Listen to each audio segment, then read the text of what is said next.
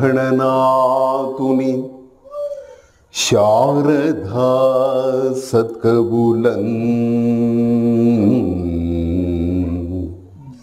सहज योगी मुनुलं सुरुलं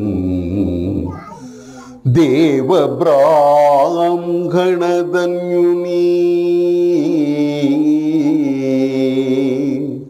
सकलंतर्यामि हरिनिचाल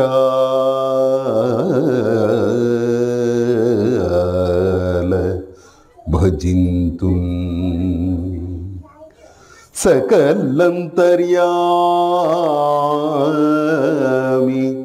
हरिनिचाल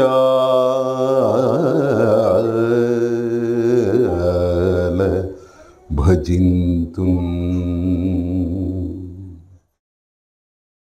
जय जय रघुराम जय सत्यभाषण जय भक्त पोषण जयतु राम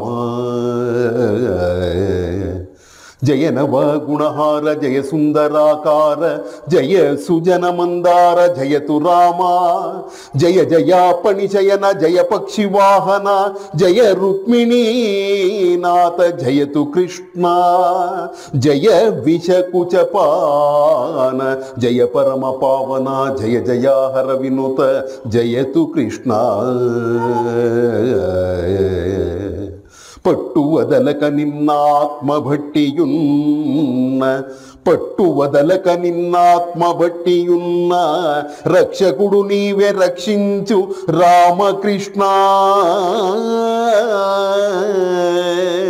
ಅಮರ ನಾರಾಯಣಾಚ್ಯುತ ಹರಿಮುಕುಂದ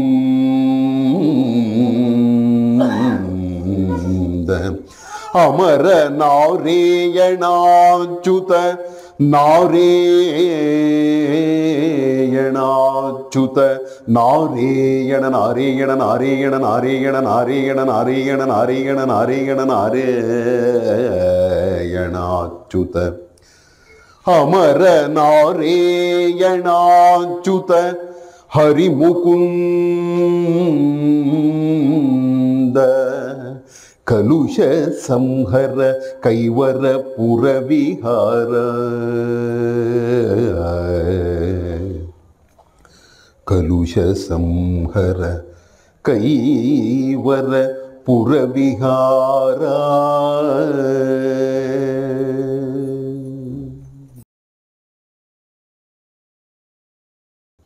ಶ್ರೀಕೃಷ್ಣ ಪರಮಾತ್ಮನ ಪಾದಗಳಲ್ಲಿ ಶಿರಸಾಷ್ಟಾಂಗ ನಮಸ್ಕಾರಗಳನ್ನು ಮಾಡುತ್ತಾ ಸದ್ಗುರು ಶ್ರೀ ಯೋಗಿ ನಾರಾಯಣ ತಾತಯ್ಯನವರ ಪಾದ ಪದ್ಮ ಕಮಲಗಳಲ್ಲಿ ನಮಸ್ಕರಿಸುತ್ತಾ ಪೂಜ್ಯ ಧರ್ಮಾಧಿಕಾರಿಗಳ ಪಾದ ಸ್ಮರಣೆಯನ್ನು ಮಾಡುತ್ತಾ ಈ ಒಂದು ಬಿದಲಪುರ ಗ್ರಾಮದ ಎಲ್ಲ ಆತ್ಮಬಂಧುಗಳಿಗೆ ನಮಸ್ಕಾರ. ಭಗವದ್ಭಕ್ತರೇ, ಈ ದಿನ ಈ ಒಂದು ಗ್ರಾಮದಲ್ಲಿ ಸದ್ಗುರು ಶ್ರೀ ಯೋಗಿ ನಾರಾಯಣ ತಾತಯ್ಯನವರ ಗುರುಪಾದುಕೆಗಳನ್ನು ತಂದು ಭಕ್ತಿಯಿಂದ ಗುರುಪಾದುಕೆಯ ಪೂಜೆಯನ್ನು ಸದ್ಗುರು ಶ್ರೀ ಯೋಗಿ ನಾರಾಯಣ ತಾತಯ್ಯನವರು ರಚನೆ ಮಾಡಿರ್ತಕ್ಕಂತಹ ಶ್ರೀರಾಮ ಭವತಾರಕ ಮಂತ್ರದ ಪಠಣೆಯೊಂದಿಗೆ ಆ ಗುರುಪಾದುಕೆಗಳ ಪೂಜೆಯನ್ನು ತಾವೆಲ್ಲರೂ ಕೂಡ ಶ್ರದ್ಧಾ ಭಕ್ತಿಗಳಿಂದ ಮಾಡಿದ್ದೀರಿ. ಪ್ರತಿಯೊಬ್ಬ ಮಾನವರು ಕೂಡ ಒಬ್ಬ ಸದ್ಗುರುವನ್ನು ಆಶ್ರಯಿಸಬೇಕು.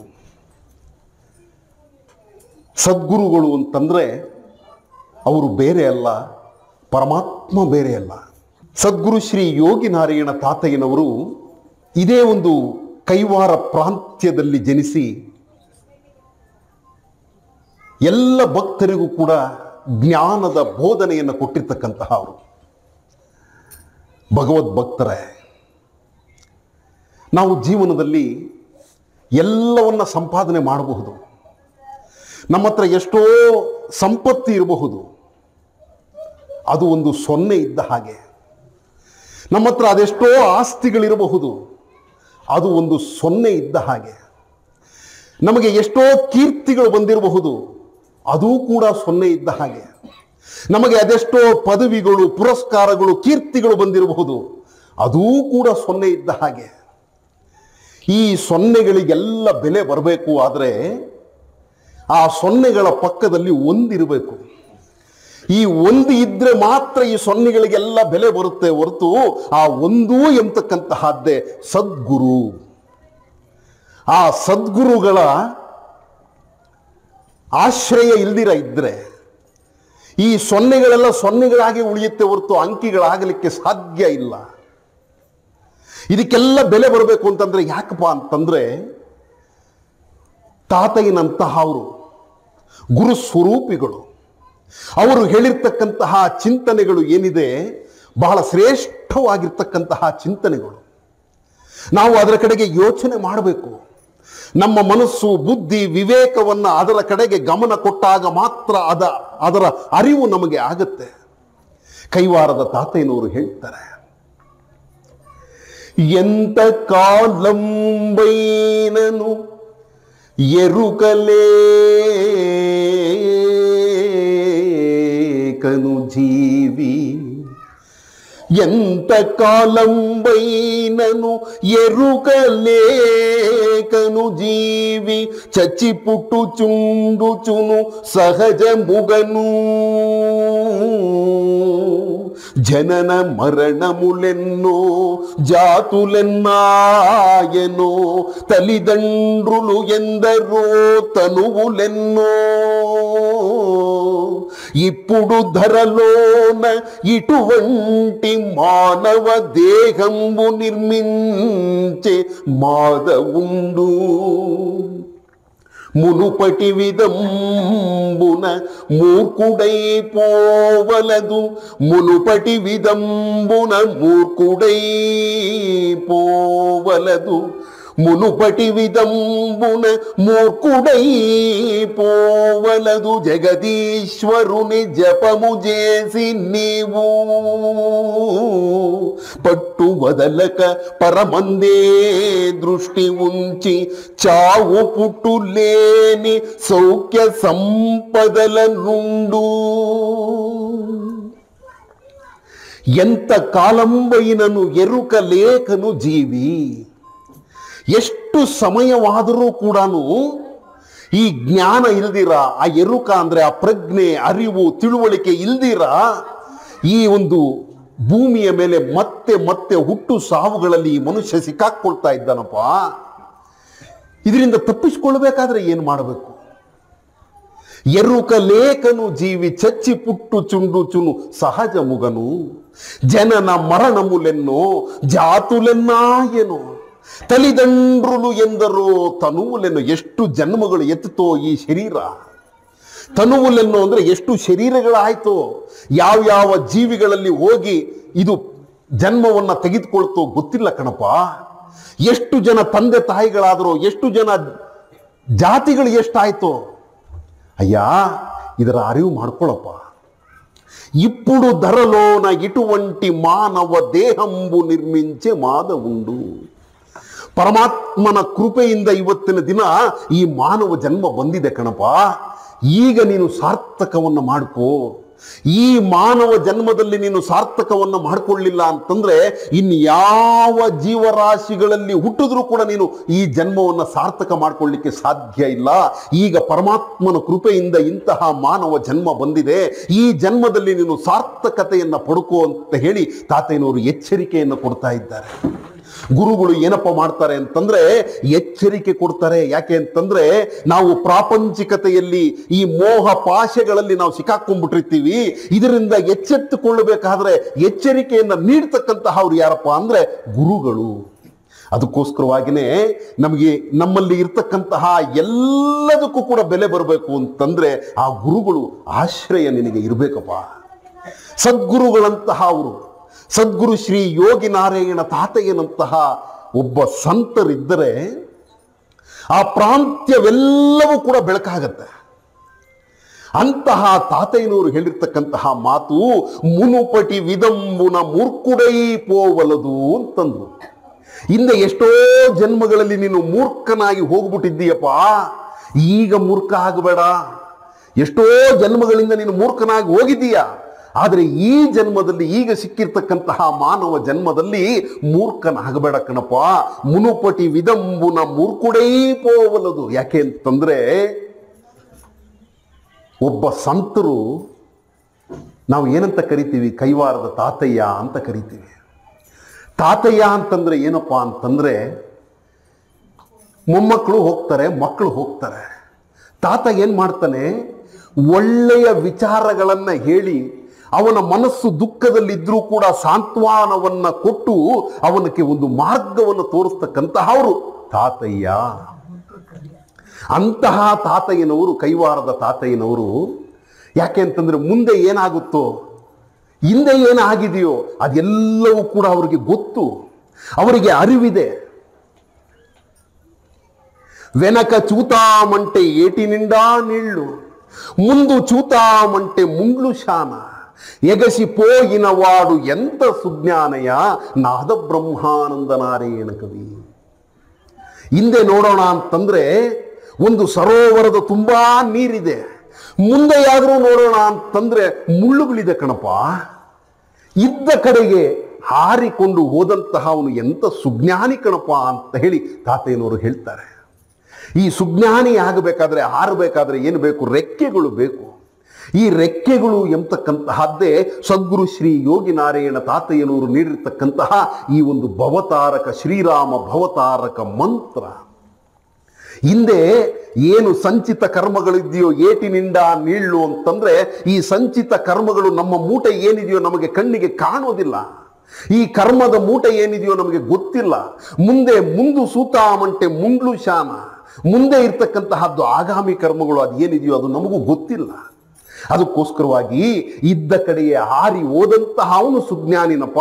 ನೀನು ಈ ಭವತಾರಕ ಮಂತ್ರವನ್ನು ಪಠಿಸ್ತಾ ಪಠಿಸ್ತಾ ಪಠಿಸ್ತಾ ಆ ಪರಮಾತ್ಮನೇ ನಿನಗೆ ರೆಕ್ಕೆಗಳು ಕೊಡ್ತಾನೆ, ಹಾರಿ ಹೋಗಬಹುದು ನೀನು. ಮಾನವ ಜನ್ಮದ ಗುರಿ ಏನಪ್ಪ ಅಂತಂದ್ರೆ ಮೋಕ್ಷ ಸಂಪಾದನೆ. ಆದರೆ ಇವತ್ತಿನ ದಿನ ಏನಾಗಿದೆ ಅಂದರೆ, ನಮಗೆ ಯಾರಾದರೂ ಹೇಳಿದ್ರೆ, ಏನೋ ಒಂದೆರಡು ಮಾತು ಹೇಳಿದ್ರೆ ಅದನ್ನು ಮನಸ್ಸಿನಲ್ಲಿ ಇಟ್ಟುಕೊಂಡು, ಯಾಕೆ ಅಂತಂದರೆ ಇದು ನಾನು ಹೇಳ್ತಾ ಇದ್ದೀನಿ ಅಂತ ನೀವು ಅಂದ್ಕೊಳ್ಬೇಡಿ, ಇದೆಲ್ಲ ಗುರುವಾಕ್ಯಗಳು, ಗುರುವಿನ ಚಿಂತನೆ. ಯಾರಾದರೆ ಗುರು ಚಿಂತನೆಯನ್ನು ಮಾಡ್ತಾರೋ ಅವರ ಮನಸ್ಸು ಪ್ರಶಾಂತವಾಗುತ್ತೆ. ಮೊದಲನೇದಾಗಿ ಆ ಗುರು ಚಿಂತನೆಯಿಂದ ನಮ್ಮಲ್ಲಿ ಇರ್ತಕ್ಕಂತಹ ದುಃಖಗಳೆಲ್ಲವೂ ಕೂಡ ದೂರ ಆಗುತ್ತೆ.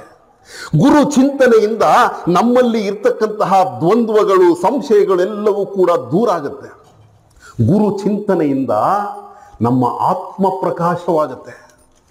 ಇದನ್ನ ಹೇಳಿಕೊಟ್ಟಂತಹ ಅವರು ಸದ್ಗುರು ಶ್ರೀ ಯೋಗಿ ನಾರಾಯಣ ತಾತಯ್ಯನವರು.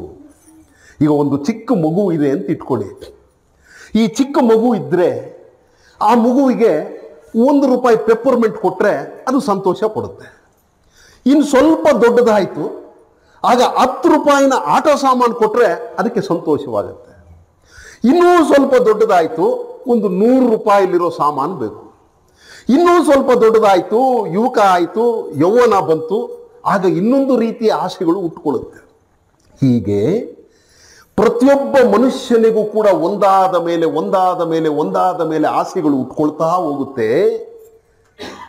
ಆದರೆ ಸದ್ಗುರುಗಳು ಏನಪ್ಪ ಕೊಡ್ತಾರೆ ಅಂತಂದ್ರೆ, ಎಲ್ಲ ಆಸೆಗಳಿಗೆ ಯಾವ ರೀತಿಯಾಗಿರ್ತಕ್ಕಂತಹ ತೃಪ್ತಿ ನಿನಗೆ ಸಿಕ್ಕುತ್ತೋ, ಈ ಎಲ್ಲ ಆಸೆಗಳಿಗೂ ಮಿಗಿಲಾದ ಪರಮೋಚ್ಛವಾಗಿರ್ತಕ್ಕಂತಹ ಸಂತೋಷ ಏನಿದೆಯೋ, ಎಲ್ಲಕ್ಕಿಂತಲೂ ಹೆಚ್ಚು ಆನಂದವನ್ನು ಕೊಡ್ತಕ್ಕಂತಹ ವಸ್ತು ಯಾವುದಿದೆಯೋ ಅದನ್ನು ನಿನಗೆ ಕೊಟ್ಟು ಬಿಡ್ತಾರೆ. ಈಗ ತಾತಯ್ಯನವರಂದ್ರು, ಕೊಂಡಕೆಕ್ಕಿನ ವೆನುಕ ಕೋಟಲು ಪಾಡುರ ಅಂತಂದ್ರು. ನೀನು ಬೆಟ್ಟದ ಮೇಲೆ ಹೋದ ಮೇಲೆ ಈ ಕೋಟೆ ಕಟ್ಕೊಂಡು ಏನಯ್ಯ ನಿನಗೆ ಬೇಕು? ಇದು ಒಡೆದೋದ್ರೆ ಏನು, ಬಿದ್ದೋದ್ರೆ ಏನು, ಏನಾದ್ರೆ ಏನು? ನೀನು ಎಲ್ಲಿದೀಯಾ? ಬೆಟ್ಟದ ಮೇಲಿದೀಯಾ? ನೀನು ಇಲ್ಲಿದ್ದುಕೊಂಡು ಬೆಟ್ಟವನ್ನು ನೋಡಲಿಕ್ಕೆ ಸಾಧ್ಯ ಇಲ್ಲ. ಬೆಟ್ಟದ ಮೇಲೆ ಹೋದಾಗ ಮಾತ್ರ ಇದರ ಅರಿವಾಗುತ್ತೆಯೇ ಹೊರತು ಅದಕ್ಕೆ ಸರ್ವೋಷ್ಟವಾಗಿರ್ತಕ್ಕಂತಹ ಪದಾರ್ಥವನ್ನು ನಿನಗೆ ಕೊಟ್ಟು ನಿನ್ನನ್ನು ಯಾವುದ್ಯಾವುದು ಸಣ್ಣ ಸಣ್ಣದಕ್ಕೆ ಆನಂದವನ್ನು ಪಡ್ತಾ ಇದ್ದೀಯೋ, ಇದೆಲ್ಲಕ್ಕಿಂತಲೂ ಮಿಗಿಲಾದ ಆನಂದವನ್ನು ಸಿಗ್ತಕ್ಕಂತಹ ವಸ್ತುವನ್ನು ಸದ್ಗುರು ನಿನಗೆ ಕೊಟ್ಬಿಡ್ತಾರಪ್ಪ. ಅದಕ್ಕೋಸ್ಕರವಾಗಿ ಗುರುಗಳನ್ನು ಆಶ್ರಯಿಸಬೇಕು ಅಂತ ಹೇಳಿ ತಾತಯ್ಯನವರು ಹೇಳ್ತಾರೆ. ಯಾಕೆ ಅಂತಂದರೆ ಮುಂದೆ ಏನಾಗುತ್ತೋ ನಮಗೆ ಗೊತ್ತಾಗಲ್ಲ. ಮುಂದೆ ಯಾವದ ಸ್ವರೂಪ ಆಗುತ್ತೋ ನಮಗೆ ಗೊತ್ತಿಲ್ಲ. ಆದರೆ ಯಾರು ಆ ಸಂತರಿದ್ದಾರೋ ಅವರಿಗೆ ಮಾತ್ರ ಇದರ ಅರಿವಾಗುತ್ತೆ. ಒಂದು ಸಲ ಕ್ಷಾಮ ಬಂದುಬಿಡುತ್ತೆ ಒಂದು ಊರಿನಲ್ಲಿ. ಆ ಊರಿನಲ್ಲಿ ಒಬ್ಬ ಸಂತ ಇದ್ದ.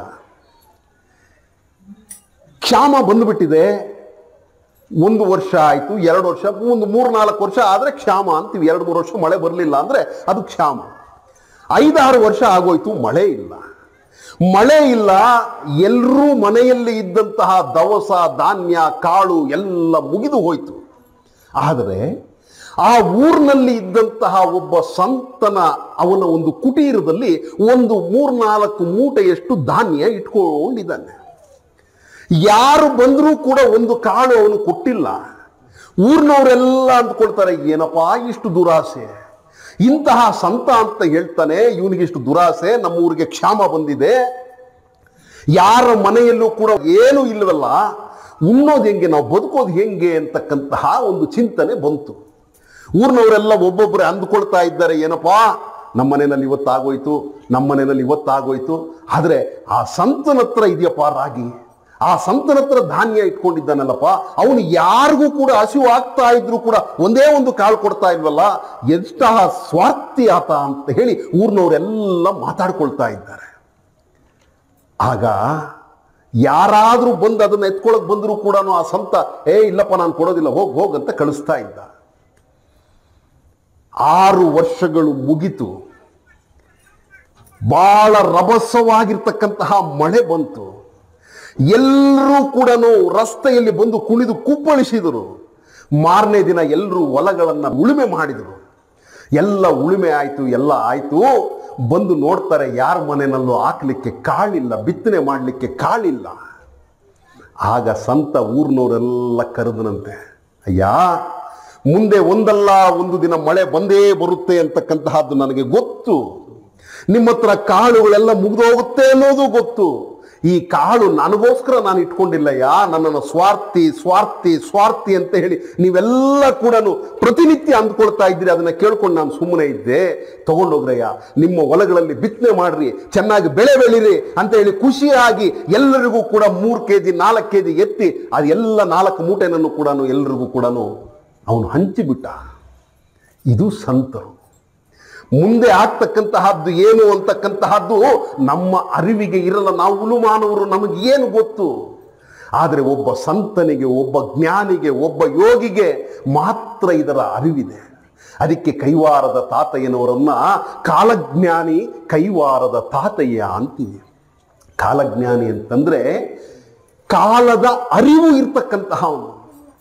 ಆ ಕಾಲದ ಚಿಂತನೆಯನ್ನ ಮನನ ಮಾಡಿ ಮಾಡಿ ಮಾಡಿ ಮಾಡಿ ಆ ಪರಮಾತ್ಮನಿಂದ ನನಗೆ ಅರಿವು ಬಂತಪ್ಪ, ಆ ಪರಮಾತ್ಮನೇ ನನ್ನ ಕೈಗೆ ಬರೀತಕ್ಕಂತಹ ಲೇಖನಿಯನ್ನ ಸಂಚಿಕ ಘಟಮುಲ್ ಚೇತಿಕಿಚ್ಚಿ ಬರೀತಕ್ಕಂತಹ ತಾಳೆಗರಿಯನ್ನ ಲೇಖನಿಯನ್ನ ಕೊಟ್ಟು ನನ್ನ ಕೈಯಲ್ಲಿ ಬರೆಸಿದ್ದಾನಪ್ಪ. ಅದಕ್ಕೋಸ್ಕರವಾಗಿ ಇದು ಕಾಲಜ್ಞಾನ ಕಣಯ್ಯ ಅಂತಂದ್ರು. ಏನದು ಕಾಲಜ್ಞಾನ? ಈ ಮಾನವರಿಗೆ ಒಂದು ಎಚ್ಚರಿಕೆ. ಅಯ್ಯ, ಇದೆಲ್ಲವೂ ಕೂಡ ಒಂದು ಎಚ್ಚರಿಕೆ. ಈ ಎಚ್ಚರಿಕೆಯನ್ನು ಯಾರಾದರೂ ಹಿಡ್ಕೊಂಡು ಹೋಗ್ತಾರೋ ಅವರ ಜೀವನ ಆನಂದಮಯವಾಗುತ್ತೆ, ಸಂತೋಷಮಯವಾಗುತ್ತೆ, ದುಃಖಗಳು ಹತ್ತಿರಕ್ಕೆ ಬರೋದಿಲ್ಲ. ಇದು ತಾತಯ್ಯನವರು ಹೇಳಿರ್ತಕ್ಕಂತಹ ಮರ್ಮ. ಇಂತಹ ಸದ್ಗುರು ಶ್ರೀ ಯೋಗಿನಾರಾಯಣ ತಾತಯ್ಯನವರು ಹಲವಾರು ಕೀರ್ತನೆ ಶತಕಗಳನ್ನು ಬರೆದು ಜನರಿಗೆ ಕೊಟ್ಟಿದ್ದಾರೆ. ಅದರೆಲ್ಲಕ್ಕಿಂತಲೂ ಮೇಲಾಗಿ ಈಗ ತಾವು ಎಷ್ಟೊತ್ತು ಪಠಿಸಿದ್ರಲ್ಲ, ರಾಮ ರಾಮ ಮುಕುಂದ ಮಾಧವ ರಾಮ ಸದ್ಗುರು ಕೇಶವ, ರಾಮ ದಶರಥ ತನಯ ದೇವ, ರಾಮ ಶ್ರೀನಾರಾಯಣ ಅಂತ ಹೇಳಿ ಏನು ನೀವು ಈ ಭವತಾರಕ ಮಂತ್ರವನ್ನು ಪಠನೆ ಮಾಡಿದ್ರಿ. ಭವ ತಾರಕ, ಭವ ಅಂತಂದ್ರೆ ಈ ಇಹದಿಂದ ಮುಕ್ತಿಯನ್ನು ಕೊಡಿಸ್ತಕ್ಕಂತಹ ಒಂದು ತಾರಕದಲ್ಲಿ ಇರ್ತಕ್ಕಂತಹ ಉಚ್ಛ್ರಾಯ ಸ್ಥಿತಿಯಲ್ಲಿ ಇರ್ತಕ್ಕಂತಹ ಸಹಸ್ರಾರದಲ್ಲಿರ್ತಕ್ಕಂತಹ ಪರಮಾತ್ಮನನ್ನ ಕಾಣಲಿಕ್ಕೆ ಇರ್ತಕ್ಕಂತಹ ಮಂತ್ರೋಪದೇಶವೇ ಈ ತಾರಕ ಮಂತ್ರ, ಶ್ರೀರಾಮ ಭವತಾರಕ ಮಂತ್ರ. ತಾತಯ್ಯನವರು ತಂಡ್ರಿ ಶ್ರೀರಾಮುಡು ತಲ್ಲಿ ಸೀತಾದೇವಿ తండ్రి శ్రీరాముడు తల్లి సీతాదేవి అని నమ్మినాడను అనుదినంబు నేసేయు పాపముల్నంట మీద మరువను మీ స్మరణ మనసులోనా తల్లిదండ్రులు మీరు తనయుని తప్పులు మన్నించి కాచిన మాట వాసి పరమాత్మ నీ బిరుదు పట్టి ఒకాణింతు పంచేంద్రియంబులకు మట్టుబడను నిద్ర కలనైన మిముదలతు నిజము చూడు దండధర వినుత ఉద్దండ రామచంద్ర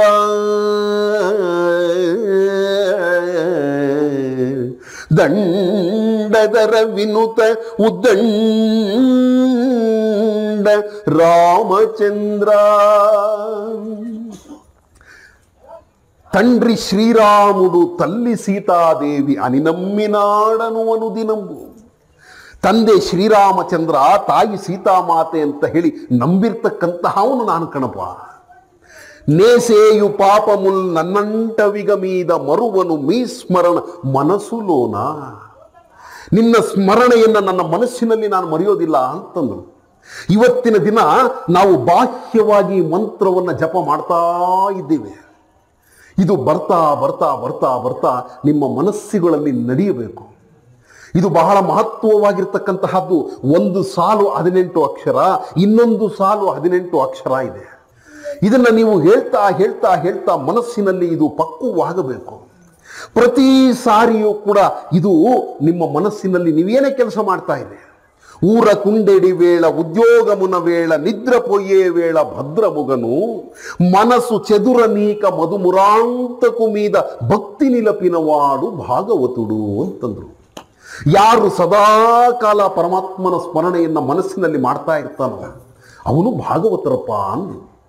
ಅಂತಹ ತಾತಯ್ಯನವರು ಈ ಭವತಾರಕ ಮಂತ್ರವನ್ನ ವಜ್ರ ಕವಚ ಅಂತಂದ್ರು. ಏನಪ್ಪ ಅಂತಂದ್ರೆ, ಈಗ ನಾವು ಏನೇ ಇವಾಗ ಮಳೆ ಬರ್ತಾ ಇದೆ, ನಾವೇನು ಮಾಡ್ತೀವಿ, ಒಂದು ಕೊಡೆ ಇಟ್ಕೊಂಡು ಹೋಗ್ತೀವಿ. ಆ ರೀತಿಯಾಗಿ ನಮಗೆ ಒಂದು ರಕ್ಷಣೆ ಬೇಕು. ಎಲ್ಲ ಕೆಲಸ ಕಾರ್ಯಗಳಲ್ಲಿ ಯಾವುದೇ ಕೆಲಸ ಇರ್ಬೋದು, ಯಾವುದೇ ಕೆಲಸ ಕಾರ್ಯಗಳಲ್ಲಿಯೂ ಕೂಡ ಇದು ಒಂದು ವಜ್ರ ಕವಚದಂತೆ ನಿನಗೆ ಕೆಲಸ ಮಾಡುತ್ತಪ್ಪ ಅಂತ ಹೇಳಿ ತಾತಯ್ಯನವರಂದರು. ವಜ್ರ ಕವಚ ಮನ್ನೆ ఒక వేద మంత్రము వరుసగ కృపచేతునే వజ్ర కవచ మన్నే ఒక వేద మంత్రము వరుసగ కృపచేతునే అజుడు రాసిన రాత అట్టే తూడసి వేసి, అజుడు రాసిన రాత అట్టే తూడసి వేసి బదలు చెక్కగరాతూనే ఓ మనస పరదేశ స్వాముల పాదారవిందములు పట్టుగ నెర నమ్మవే. అనుదినము పెనుగొన్న అజ్ఞాన తిమిరములు, అనుదినము పెనుగొన్న అజ్ఞాన తిమిరములు ఆ క్షణమే తొలగించునే ఓ మనస పరదేశ స్వాముల పాదారవిందములు పట్టుగ నెర నమ్మవే. వజ్ర కవచమనే ఒక వేద మంత్రము వరుసగా ಕೃಪಚೇತುನೆ. ಒಂದು ವೇದ ಮಂತ್ರ ಕಣಪ್ಪ ಇದು. ವೇದಗಳ ಸಾರ ಏನಿದೆಯೋ ಅದೆಲ್ಲವನ್ನ ಸೇರಿಸಿ ಮಾಡಿರ್ತಕ್ಕಂತಹ ಮಂತ್ರವೇ ಶ್ರೀರಾಮ ಭವತಾರಕ ಮಂತ್ರ. ಇದರಲ್ಲಿ 5 ಬಾರಿ ರಾಮಸ್ಮರಣೆ ಬರುತ್ತೆ. ಈ ತಾರಕ ಮಂತ್ರ ಅಂತಂದ್ರೆ ಮನನ ಮಾಡಲಿಕ್ಕೆ ಸುಲಭವಾಗಿ ಇರ್ತಕ್ಕಂತಹದ್ದು, ನಮಗೆ ಸರ್ವದ ರಕ್ಷಣೆಯನ್ನು ಮಾಡಲು ಸಮರ್ಥವಾಗಿರ್ತಕ್ಕಂತಹ ಮಂತ್ರವೇ ತಾರಕ ಮಂತ್ರ. ನಮ್ಮನ್ನು ಸದಾಕಾಲ ಸಮರ್ಥವಾಗಿ ರಕ್ಷಣೆ ಮಾಡ್ತಕ್ಕಂತಹದ್ದು ಇದು. ರಾಮ ರಾಮ ಮುಕುಂದ ಮಾಧವ, ರಾಮ ಸದ್ಗುರು ಕೇಶವ, ರಾಮ ದಶರಥ ತನಯ ದೇವ, ರಾಮ ಶ್ರೀನಾರಾಯಣ. ರಾಮ ರಾಮ ಅಂತಂದ್ರು. ನಮ್ಮ ಮನುಷ್ಯನಲ್ಲಿ 5 ರೀತಿಯ ಅವಸ್ಥೆಗಳು ಇದೆ. ಒಂದು ಶೈಶವಾವಸ್ಥೆ, ಬಾಲ್ಯಾವಸ್ಥೆ, ಕೌಮಾರ್ಯಾವಸ್ಥೆ, ಇನ್ನೊಂದು ಯೌವನಾವಸ್ಥೆ, ಇನ್ನೊಂದು ವಾರ್ಧಕ್ಯಾವಸ್ಥೆ. ಈ 5 ಅವಸ್ಥೆಗಳಲ್ಲಿಯೂ ಕೂಡ ಆ ರಾಮನ ಕೃಪೆ ಬೇಕು ಅಂತ ಹೇಳಿ ತಾತಯ್ಯನವರು 5 ಬಾರಿ ರಾಮನನ್ನ ಸ್ಮರಣೆ ಮಾಡಿದ್ದಾರೆ. ರಾಮ ರಾಮ ಮುಕುಂದ ಮಾಧವ. ಮುಕುಂದ ಅಂತಂದ್ರೆ ಮೋಕ್ಷವನ್ನು ಕೊಡ್ತಕ್ಕಂತಹವನು. ಮಾಧವ ಅಂತಂದ್ರೆ ಮಾ ಅಂದ್ರೆ ಲಕ್ಷ್ಮಿ, ಪತಿಯಾಗಿರ್ತಕ್ಕಂತಹವನು. ಮಾ ಅಂತಂದ್ರೆ ಜ್ಞಾನವೂ ಕೂಡ ಹೌದು. ಆ ರೀತಿಯಾಗಿ ರಾಮ ರಾಮ ಅಂತಂದ್ರು. ಯಾಕೆ ಅಂತಂದ್ರೆ ಶೈಶವಾವಸ್ಥೆ ಅಂತಂದ್ರೆ ಆ ಮಗು ಇನ್ನ ತೊಟ್ಟಿಲಲ್ಲಿ ಮಲಗಿರ್ತಕ್ಕಂತಹದ್ದು, ಅದು ಓಡಾಡ್ಲಿಕ್ಕೆ ಬರೋದಿಲ್ಲ. ಆಗಲೂ ಕೂಡ ರಾಮನ ಕೃಪೆ ಬೇಕಪ್ಪ ಅಂತಂದ್ರು. ತಾಯಂದ್ರು ಮಗುವಿಗೆ ಸ್ನಾನ ಮಾಡಿಸುವಾಗ ಶ್ರೀರಾಮ ರಕ್ಷೆ ಅಂತಾರೆ. ಯಾಕೆ ಅಂದ್ರೆ ಆ ರಾಮನ ಕೃಪೆ ಇರ್ಲಪ್ಪ ಅಂತ ಹೇಳಿ. ಆ ರೀತಿಯಾಗಿ ರಾಮ ರಾಮ ಮುಕುಂದ ಮಾಧವ, ಅಲ್ಲಿ 2 ಪಕ್ಕದಲ್ಲೇ ಇದೆ. ಶೈಶವಾವಸ್ಥೆ, ಬಾಲ್ಯಾವಸ್ಥೆ ಎರಡೂ ಕೂಡ ಹತ್ತಿರದಲ್ಲೇ ಇರ್ತಕ್ಕಂತಹದ್ದು. ರಾಮ ರಾಮ ಮುಕುಂದ ಮಾಧವ. ಮಾನವನಾಗಿ ಹುಟ್ಟಿದ ಮೇಲೆ ಅವನ ಸಾರ್ಥಕತೆ ಏನಂದ್ರೆ ಮೋಕ್ಷವನ್ನ ಸಂಪಾದನೆ ಮಾಡಬೇಕು. ಅದಕ್ಕೋಸ್ಕರವಾಗಿ ಮುಕುಂದ ಅಂತಂದ್ರು. ಮುಕುಂದ ಮೋಕ್ಷವನ್ನ ಕೊಡ್ತಕ್ಕಂತಹ ಅವನು ಮುಕುಂದ. ಮಾಧವ ನಿನಗೆ ಜ್ಞಾನದ ಸಂಪತ್ತು ಕೊಡಬೇಕು. ಆ ಜ್ಞಾನದಿಂದ ಮಾತ್ರ ನೀನು ಈ ಜೀವನವನ್ನು ಮಾಡಲಿಕ್ಕೆ ಸಾಧ್ಯ ಇದೆ.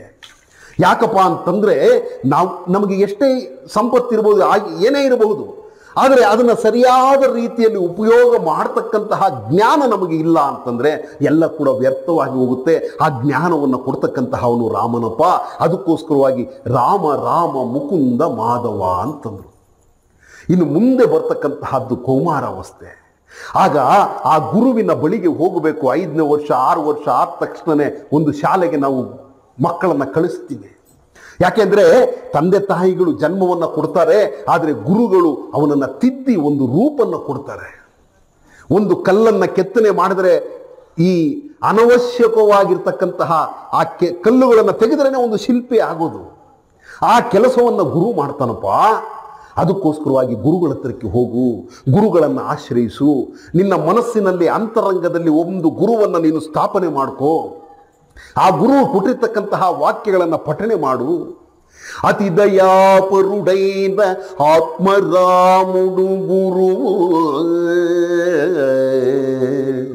ಅತಿ దయాపరుడైన ఆత్మరాముడు గురువు, తన్ను పోషించిన తల్లి గురువు, విద్య నేర్పినవాడు ఉత్తమ గురువురా, నాద బ్రహ్మానంద నారాయణ కవి. ಅತಿ ದಯಾಪರನಾಗಿರ್ತಕ್ಕಂತಹ ಆತ್ಮರಾಮನಿನ್ನ ಗುರು ಅಂತಂದ್ರು. ನಿನ್ನನ್ನು ಪೋಷಣೆ ಮಾಡಿದಂತಹ ತಾಯಿ ಗುರು ಕಣಪ್ಪ. ಇದೆಲ್ಲಕ್ಕಿಂತಲೂ ಮಿಗಿಲಾಗಿ ಯಾರಾದರೆ ವಿದ್ಯೆಯನ್ನು ಕಲಿಸಿಕೊಟ್ನೋ ಆತ ಉತ್ತಮ ಗುರುವಯ್ಯ. ಆ ಗುರುಗಳನ್ನು ನೀನು ನಂಬು ಅಂತಂದ್ರು. ನಾವು ಪ್ರತಿನಿತ್ಯವೂ ಸಹ ಈ ರಾಮ ತಾರಕ ಮಂತ್ರವನ್ನು ಪಠಣೆ ಮಾಡ್ತಾ ಇದ್ರೆ ನಮಗೆ ದಾರಿ ತಾನೇ ತಾನಾಗಿ ಕಾಣುತ್ತೆ. ನಾವು ಒಂದನೇ ಬಾಗಲನ್ನ ಓಪನ್ ಮಾಡಿದಿರನೆ, ಒಂದನೇ ಮೆಟ್ಟಲನ್ನ ಹತ್ತಿದಿರನೆ ಮೇಲೆ ನಾನು ಹೋಗಬೇಕು ಅಂದರೆ ಇದು ಸಾಧ್ಯ ಇಲ್ಲ. ಪ್ರತಿನಿತ್ಯ ನೀನು ಮಾಡ್ತಾ ಇದ್ರೆ ನಿನಗೆ ಒಂದು ಅರಿವು ಬರುತ್ತೆ, ಜ್ಞಾನ ಬರುತ್ತೆ. ಇದರ ಪವರ್ ಎಂತಹದ್ದು, ಇದರ ಶಕ್ತಿ ಎಂತಹದ್ದು, ಇದರ ಜ್ಞಾನ ಎಂತಹದ್ದು ಅಂತ ಹೇಳಿ ನಿನಗೆ ಅರಿವಿಗೆ ಬಂದು ಬಿಡುತ್ತೆ. ಆ ಬರೋವರೆಗೂ ಕೂಡ ಇದನ್ನು ಹಿಡಿದೀರ ಇಟ್ಕೊಂಡಿರಬೇಕು. ಈಗ ಒಂದು ಸಣ್ಣ ಗಿಡವನ್ನು ನಾವು ನೆಡ್ತೀವಿ. ನೆಟ್ಟ ತಕ್ಷಣ ಅದಕ್ಕೇನು ಮಾಡ್ತೀವಿ, ಈ ಗಿಡವನ್ನು ಯಾವುದೇ ಪ್ರಾಣಿಗಳು ತಿನ್ನಬಾರ್ದಪ್ಪ ಅಂತ ಹೇಳಿ ಒಂದು ಬೇಲಿಯನ್ನು ಹಾಕ್ತೀವಿ. ಆ ಬೇಲಿಯನ್ನು ಹಾಕಿ ನಾವು ರಕ್ಷಣೆಯನ್ನು ಕೊಟ್ಟಾಗ ಅದೇ ಗಿಡ ಮರವಾಗಿ ಬೆಳೆಯುತ್ತೆ. ಆಗ ಬೇಲಿಯ ರಕ್ಷಣೆ ಅದಕ್ಕೆ ಬೇಕಿಲ್ಲ. ಆ ರೀತಿಯಾಗಿ ಮೊದಲು ನಾವೇನು ಮಾಡಬೇಕು, ಇದರ ಅರಿವನ್ನು ಮಾಡಿಕೊಳ್ಬೇಕು, ಇದರಲ್ಲಿ ಇರ್ತಕ್ಕಂತಹ ಮರ್ಮವನ್ನು ಅರಿತು. ಯಾಕೆಂತಂದರೆ ನಾವು ಬೆಲ್ಲ ಅಲ್ಲಿದೆ, ಈ ಬೆಲ್ಲವನ್ನು ಬಾಯಲ್ಲಿ ಇಟ್ಟುಕೊಳ್ಳದೇ ಇದ್ದರೆ ಅದರ ಸಿಹಿ ಏನು ಅಂತ ನಮಗೆ ಗೊತ್ತಾಗಲ್ಲ. ಬೆಲ್ಲ ಅಲ್ಲೇ ಇರುತ್ತೆ, ಅದು ಸಿಹಿಯಾಗಿದೆಯಂತಪ್ಪ ಇವ್ರು ಹೇಳಿದ್ರು ಅವ್ರು ಹೇಳಿದ್ರು ಅಂತಾನೇ ಇರ್ತೀವಿ ಹೊರತು ನಾವು ಆ ಬೆಲ್ಲವನ್ನು ಎತ್ತಿ ಬಾಯಲ್ಲಿ ಇಟ್ಕೊಂಡಾಗ ಅಯ್ಯ ಅವ್ರು ಹೇಳೋದು ಇವ್ರು ಹೇಳೋದಲ್ಲ, ಇದೇ ಎಷ್ಟು ಸಿಹಿಯಾಗಿದೆ ಅಂತ ತನ್ನ ಅರಿವಿಗೆ ಅವರಿಗೇ ಬರುತ್ತೆ. ಅದಕ್ಕೆ ಕೈವಾರದ ತಾತಯ್ಯನವರಂದ್ರು, ಶ್ರೀರಾಮ ನೀ ನಾಮము ಜಿಹ್ವಕು ರುಚಿಗಾ ಉನ್ನಾದಿ ಅಂತಂದ್ರು. ಈ ರಾಮನಾಮ ಸ್ಮರಣೆ ಅಂತಕ್ಕಂತಹದ್ದು ಆಗಿರ್ತಕ್ಕಂತಹದ್ದು ಯಾರು ಪಠಣೆ ಮಾಡ್ತಾ ಇರ್ತಾರೋ ನಿರಂತರವಾಗಿ ಅವ್ರಿಗೆ ಗೊತ್ತು ಆ ರುಚಿ ಏನು ಅಂತ. ಅದಕ್ಕೆ ಸಂತರು ಅಂದ್ರು, ಪುರಂದರ ದಾಸರು, ಕಲ್ಲು ಸಕ್ಕರೆಯ ರುಚಿ ಬಲ್ಲವನೇ ಬಲ್ಲ. ಆ ರುಚಿ ಯಾರಿಗೆ ಗೊತ್ತೋ, ಯಾರು ಬಾಯಲ್ಲಿ ಇಟ್ಕೊಂಡಿದ್ದಾನೋ ಅವನು ಮಾತ್ರ ಅವನಿಗೆ ಗೊತ್ತಾಗುತ್ತೆಯಾ. ಅವನು ಎಷ್ಟು ಚೆನ್ನಾಗಿದೆ ಅಂತ ಹೇಳಿದ್ರು ಇವನ ಅರಿವಿಗೆ ಬರೆದಿದ್ರೆ ಅದರ ರುಚಿಯನ್ನು ನೀನು ಕಂಡುಕೊಳ್ಳಿಕ್ಕೆ ಸಾಧ್ಯ ಇಲ್ಲ. ಅದಕ್ಕೋಸ್ಕರವಾಗಿ ಅದು ಬೆಲ್ಲ ಕಣಪ್ಪ, ನೀನು ತಿನ್ನು, ರುಚಿಯನ್ನು ಅನುಭವಿಸು, ಆ ರಾಮನಾಮ ಜಿಹ್ವೆಗೆ ರುಚಿಯಾಗಿರ್ತಕ್ಕಂತಹದ್ದು ಅದನ್ನು ಅನುಭವಿಸು ಅಂತ ಹೇಳಿ ತಾತಯ್ಯನವರು ಅಂದರು. ಅದಕ್ಕೋಸ್ಕರವಾಗಿ ರಾಮ ಸದ್ಗುರು ಕೇಶವ ಅಂದರು. ಆ ಗುರುವಿನ ಬಳಿಗೆ ನೀನು ಹೋಗಬೇಕು. ರಾಮ ದಶರಥ ತನಯ ದೇವ. ರಾಮ ದಶರಥ ರಾಮನ ತಂದೆ. ದಶರಥ ಅಂದರೆ 10 ರಥಗಳು. ಆದರೆ ಇಲ್ಲಿ ತಾತಯ್ಯನವರು ಹೇಳ್ತಾ ಇದ್ದಾರೆ, ರಾಮ ದಶರಥ ತನಯ ದೇವ. 10 ಇಂದ್ರಿಯಗಳೆಂಬ ರಥಗಳನ್ನು ಒಳಗೊಂಡಿರ್ತಕ್ಕಂತಹ ಜೀವಿಯಾಗಿರ್ತಕ್ಕಂತಹ ನನ್ನನ್ನ ದೇವ ಅಂದರೆ ಪ್ರಕಾಶಮಾನವಾಗಿರ್ತಕ್ಕಂತಹ ರಾಮನೇ ನನ್ನನ್ನು ಮುಂದಕ್ಕೆ ನಡೆಸು. ಒಂದು ರಥ ಮುಂದಕ್ಕೆ ಹೋಗಬೇಕಾದ್ರೆ ಅದಕ್ಕೊಬ್ಬ ಸಾರಥಿ ಬೇಕು. ಆ ಸಾರಥಿ ಇಲ್ಲ ಅಂತಂದ್ರೆ ರಥ ಮುಂದಕ್ಕೆ ಹೋಗೋದಿಲ್ಲ. ಕುದುರೆಗಳಿರ್ಬೋದು, ರಥ ಇರ್ಬೋದು, ಅದನ್ನು ನಡೆಸ್ತಕ್ಕಂತಹ ಅವನು ಬೇಕು. ಇಲ್ಲಿ ಸಾರಥಿಯಾಗಿ ನನ್ನ ಬದುಕಿನಿಗೆ ಸಾರಥಿಯಾಗಿರ್ತಕ್ಕಂತಹ ಅವನು ರಾಮನೇ, ನೀನು ನನ್ನನ್ನು ಕರ್ಕೊಂಡು ಹೋಗಪ್ಪ. ದಶರಥ ತನಯ ನೀನು, ಶ್ರೀರಾಮನೇ ನನ್ನನ್ನು ಬೆಳಕಿನ ಕಡೆಗೆ ಕರ್ಕೊಂಡು ಹೋಗು. ಆ ರೀತಿಯಾಗಿ ತಾತಯ್ಯನವರ ಸ್ಮರಣೆ ಇದೆ. ರಾಮ ದಶರಥ ತನಯ ದೇವ. ಇವತ್ತಿನ ದಿನ ಎಲ್ಲ ಯೌವನಾವಸ್ಥೆಯಲ್ಲಿ ಬೇಕಾಗಿರ್ತಕ್ಕಂತಹದ್ದು ಇಂದ್ರಿಯಗಳ ನಿಗ್ರಹ ಬೇಕು. ಇಂದ್ರಿಯಗಳ ನಿಗ್ರಹ ಇಲ್ದಿರ ಇವತ್ತಿನ ದಿನ ಜನಗಳು ಎಲ್ಲರೂ ಕೂಡ ಕೆಡಕನ್ನು ಅನುಭವಿಸ್ತಾ ಇದ್ದಾರೆ. ಆ ಇಂದ್ರಿಯಗಳ ನಿಗ್ರಹ ಬೇಕು ಅಂತಂದ್ರೆ ಕಣ್ಣು ನೋಡ್ತಕ್ಕಂತಹದ್ದು ಸರಿ ಇರಬೇಕು, ಕಿವಿ ಕೇಳ್ತಕ್ಕಂತಹದ್ದು ಸರಿ ಇರಬೇಕು, ನಾವು ಮಾತಾಡ್ತಕ್ಕಂತಹ ಮಾತು ಸರಿ ಇರಬೇಕು. ಇದೆಲ್ಲ ಸರಿ ಹೋದರೆ ನಮ್ಮ ಮನಸ್ಸು ಸರಿ ಹೋಗುತ್ತೆ. ಇವತ್ತಿನ ದಿನ ಯಾಕೆ ಕಷ್ಟಪಡ್ತಾ ಇದ್ದಾರೆ ಮಾನವರು, ಜನಗಳು ಯಾಕೆ ಕಷ್ಟಪಡ್ತಾರೆ? ಕೈವಾರದ ತಾತಯ್ಯನವರು ಹೇಳ್ತಾರೆ, ಮನಸನ್ನೇ ದೊಂಗನು ಮಟು ಪೆಟಲೇಕ ಹಿಂಸಲು ಪಡವಲನೆ ಇಟ್ಲು ಗಿಗನ್ನು ಏರು ತಗಿನ ತರುವು ಎಂಡು ಕಾವುಂಡು ನಾದ ಬ್ರಹ್ಮಾನಂದ ನಾರಾಯಣ ಕವಿ.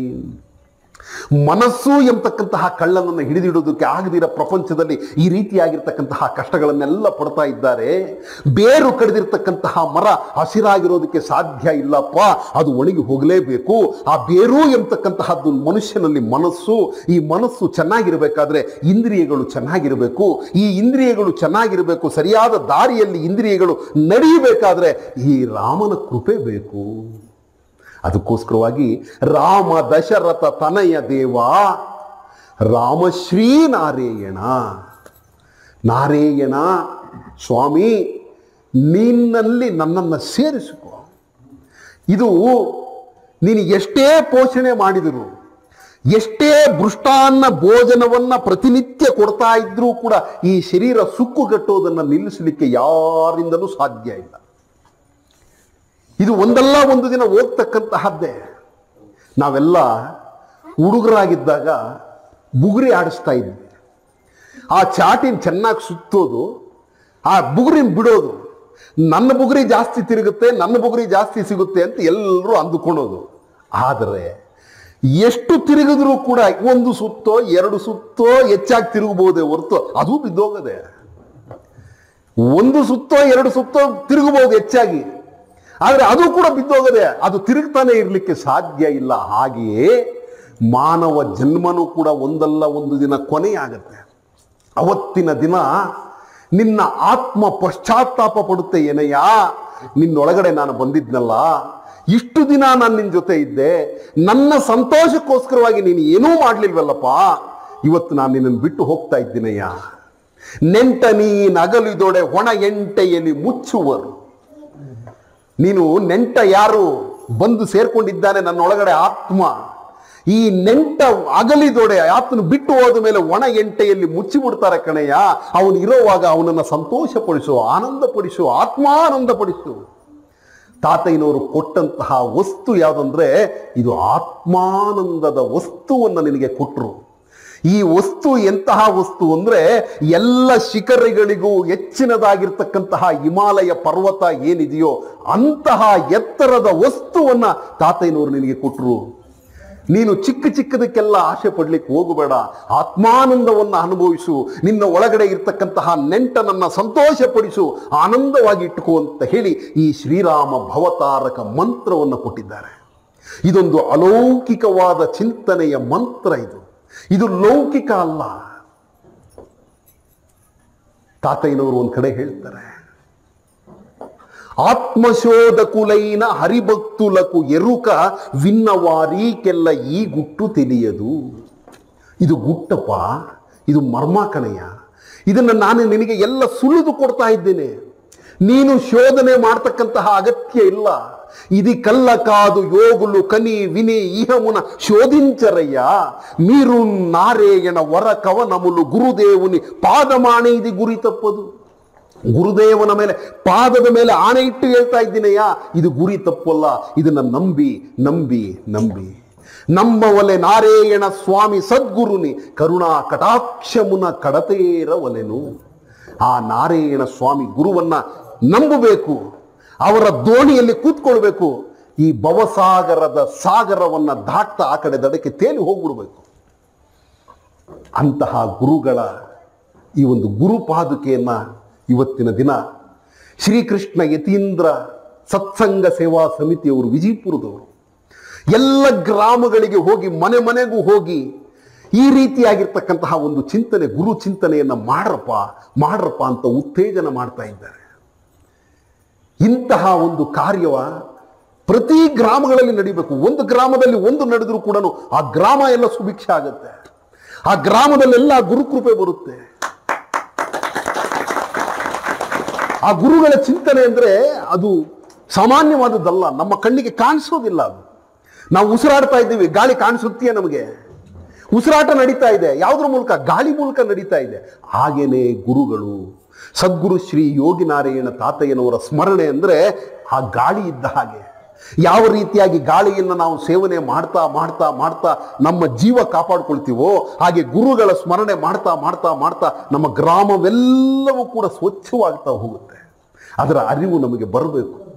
ಆ ಚಿಂತನೆಯನ್ನು ಇವತ್ತಿನ ದಿನ ವಿಜಯಪುರದ ಶ್ರೀಕೃಷ್ಣ ಯತೀಂದ್ರ ಸೇವಾ ಸಮಿತಿಯವರು ನಿಮ್ಮ ಗ್ರಾಮದಲ್ಲಿ ಹಮ್ಮಿಕೊಂಡು ಈ ಒಂದು ದಿನದ ಸೇವಾಕರ್ತರ ಎಲ್ಲರಿಗೂ ಕೂಡ, ಇಲ್ಲಿ ಭಾಗವಹಿಸಿರ್ತಕ್ಕಂತಹ ಎಲ್ಲ ಭಕ್ತರಿಗೂ ಕೂಡ, ಈ ಗ್ರಾಮದಲ್ಲಿರ್ತಕ್ಕಂತಹ ಎಲ್ಲ ಗ್ರಾಮಸ್ಥರಿಗೂ ಕೂಡ ಸದ್ಗುರು ಶ್ರೀ ಯೋಗಿನಾರಾಯಣ ತಾತಯ್ಯನವರು ಆಯುರ ಆರೋಗ್ಯ ಐಶ್ವರ್ಯಗಳನ್ನು ಕೊಟ್ಟು ಕಾಪಾಡಲಿ ಅಂತ ಹೇಳಿ ಪ್ರಾರ್ಥನೆಯನ್ನು ಮಾಡ್ತಾ, ಆ ಗುರುಗಳ ಪಾದದಲ್ಲಿ ನನ್ನ ಈ ಒಂದೆರಡು ಮಾತುಗಳನ್ನು ಸಮರ್ಪಣೆ ಮಾಡ್ತಕ್ಕಂತಹ ಅವಕಾಶವನ್ನು ಕೊಟ್ಟಂತಹ ಆ ಎಲ್ಲರಿಗೂ ಕೂಡ, ಸಮಸ್ತರಿಗೂ ಕೂಡ ನಾನು ನಮಸ್ಕಾರಗಳನ್ನು ಹಾಕ್ತಾ ಶರಣು ಹೇಳ್ತಾ, ನಿಮಗೆಲ್ಲರಿಗೂ ಕೂಡ ಆ ಗುರುಗಳ ಕೃಪೆ ಇರಲಿ, ಆ ಗುರುಗಳ ಸರ್ವದಾ ನಿಮ್ಮನ್ನು ಕಾಪಾಡಲಿ ಅಂತ ಹೇಳಿ ನನ್ನ ಈ ಒಂದು ಎರಡು ಮಾತುಗಳನ್ನು ಆ ಗುರುಗಳ ಪಾದದಲ್ಲಿ ಸಮರ್ಪಣೆಯನ್ನು ಮಾಡ್ತಾ ಇದ್ದೇನೆ.